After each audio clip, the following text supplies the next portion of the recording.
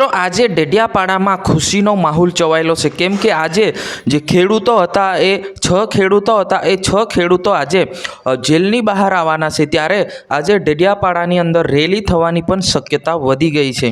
પરંતુ એક વાત તમને એ કહી દઉં મિત્રો કે ધારાસભ્ય ચેતરભાઈ વસાવાની જામીન તો મૂકવામાં આવેલી જ નથી, પરંતુ એમની જે ખેડૂતો છે એ ખેડૂતોની જામીન મૂકવામાં આવી છે। કેમ આવો હું તમને જણાવી દઉં। હું શૈલેષ ભીલ, તમે જોઈ રહ્યા છો ઈકે ચેનલ।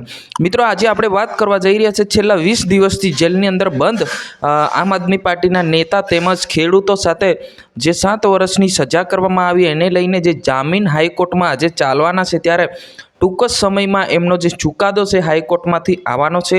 હવે આપણે એ રહ્યું છે કે જે 6 જણની જે જામીન મૂકવામાં આવી છે એ જામીન જે છે એ મંજૂર થાય છે કે નથી એ આપણે હવે જોવાનું રહ્યું છે।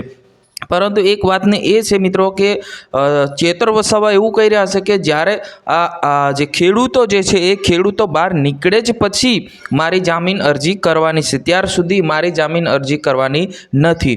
હવે તમે વિચાર કરો કે ખેડૂતો ક્યારે બહાર આવશે, પછી એમની ક્યારે જામીન મૂકવામાં આવશે।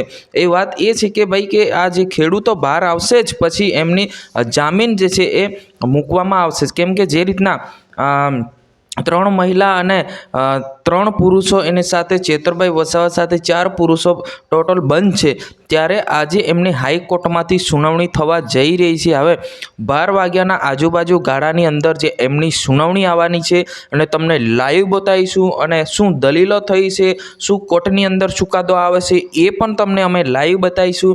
એટલે આ ચેનલને તમે સબસ્ક્રાઈબ કરી રાખો અને તરત તમામ વોટ્સઅપ ગ્રુપમાં શેર કરો, જેથી કરીને લોકોને પણ ખબર પડી શકે છે હા ભાઈ આ રીતના આ જે સમાચાર કે આ ચુકાદો આવેલો છે। આજની વિડીયોની અંદર બસ આટલું। તાત્કાલિક આપણે મળીશું નવી માહિતી અને નવી અપડેટ સાથે। જય હિન્દ, વંદે માતરમ।